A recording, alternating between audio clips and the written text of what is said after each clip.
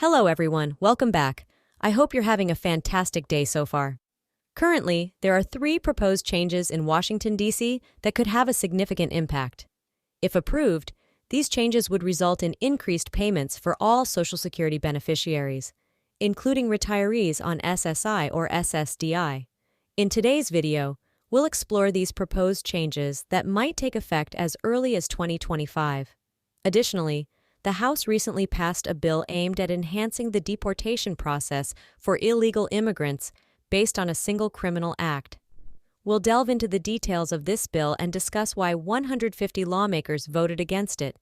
Before we jump into the main content, I'd appreciate it if you could quickly give this video a like to support us with the YouTube algorithm. Now, let's focus on the main story of today's video. As mentioned earlier, 3 different changes are currently under consideration in Washington, D.C. If these changes are incorporated into a bill, it would mean increased payments annually for all Social Security beneficiaries, providing significant benefits. Let's explore the first 2 proposed changes highlighted in an article by The Motley Fool, which discusses 2 ways Washington aims to modify the cost of living adjustment. In recent years, many retired Americans have grappled with the challenges of rising prices. A survey by the Employee Benefit Research Institute revealed that 58% of retired workers are concerned about having to make substantial spending cuts due to inflation.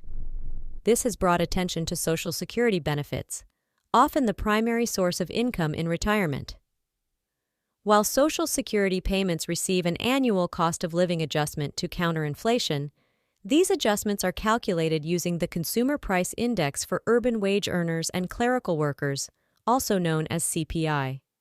In essence, there are several proposed changes on the table, particularly regarding the indices used to calculate inflation. The 2 key indices in consideration are the CPIW, Consumer Price Index for urban wage earners and clerical workers, and the CPE, Consumer Price Index for the elderly. The CPE focuses on tracking the price changes of goods and services typically associated with individuals aged 62 or older, reflecting the spending patterns of those in retirement at ages 60, 65, or 70, where spending habits often differ from earlier stages of life, such as in one's 20s or 30s. The first proposed change involves recalculating Social Security COLAs using only the CPI, eliminating the use of the CPIW. The CPE, which measures price changes from the perspective of individuals aged 62 or older, is suggested as a replacement. The Social Security Administration estimates that this shift would result in an average annual increase of 0.2 percentage points in COLAs. Various bills advocating for this change have been introduced in Congress, including the Social Security 2100 Act by John Larson. A chart depicting data since 2015 reveals that, in most years, the CPE has been slightly higher than the CPIW. For example, in 2015, the CPE recorded a 2% increase, whereas the CPIW saw a 1.7% increase. In the following year, the CPE showed a 0.6% increase, while the CPIW remained at 0%, resulting in no COLA distribution. The most recent year displayed a CPE increase of 4%, compared to the CPIW increase of 3.2%.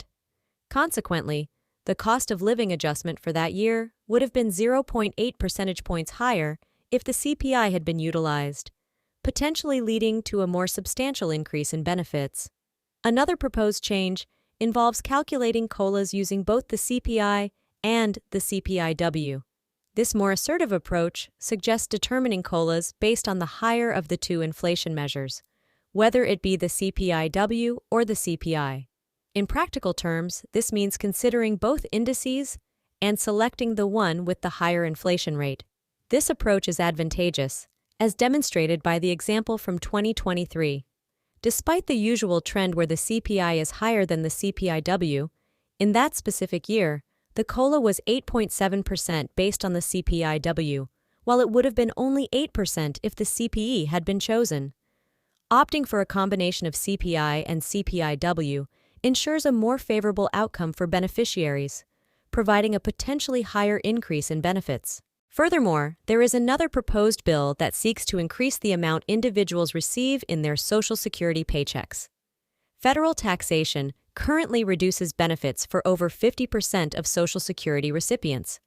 According to Go Banking Rates, a bill aiming to cut federal taxes would not only allow recipients to retain more of their Social Security income, but it would also extend the trust fund until 2054.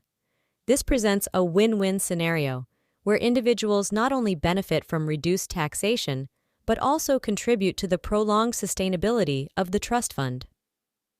Currently, there's a projection that by 2033, the Social Security Trust Fund could become insolvent, potentially leading to a 20 to 25% cut in benefits for recipients if no action is taken. In response to this, a congressional bill, known as the You Earned It, You Keep It Act, has been proposed with the aim of alleviating the tax burden on Social Security beneficiaries and extending the financial viability of a crucial trust fund until 2054. This legislation, recently reintroduced by U.S. Representatives Angie Craig and Yadir K. Karav, has been described as a win-win, although it may encounter challenges in becoming law. The bill specifically seeks to eliminate federal taxes on Social Security benefits and postpone the anticipated insolvency of the program's Old Age and Survivors Insurance Trust Fund by an additional 2 decades. If enacted, these changes would have a positive impact, offering recipients either increased benefits through annual cost of living adjustments or the ability to retain more of their paychecks. This presents a triple win-win scenario. Share your thoughts on these proposals in the comment section below. In recent developments, the House has approved a bill aimed at enhancing the deportation process for illegal immigrants based on a single criminal act, specifically driving under the influence, DUI. According to The Hill, the House passed a measure strengthening the ability to block immigrants with DUI convictions. While one might expect bipartisan support for such a bill, given the generally negative view of DUIs, the reality is different. It is crucial for individuals, regardless of their political affiliations, to recognize the severity of DUI incidents. Mistakes can occur, but responsible choices, such as arranging for a designated driver or using rideshare services like Uber, can prevent potential harm to oneself and others. Surprisingly, 150 lawmakers voted against making DUI an automatic offense for deportations. The dissenting voices argue that the consequences for non-citizens convicted of driving under the influence should not necessarily lead to automatic deportation. As reported by The Hill, the bill, passed on Thursday, reinforces laws to restrict non-citizens convicted of DUI from either immigrating to the country or facing deportation. The legislation garnered approval with a vote of 274 to 150, with 59 Democrats aligning with all 215 Republicans to support the bill. While DUIs are already recognized as grounds for deportation in certain instances, the House's endorsed legislation addresses conflicts between state and federal laws. These conflicts sometimes allow past DUI convictions to be disregarded in immigration cases. The bill takes a comprehensive approach by designating all misdemeanor DUI offenses as grounds for both deportation and rendering an individual inadmissible for status adjustment. Steve Scalise, the House Majority Leader, emphasized the gravity of the crime and its potential deadly consequences.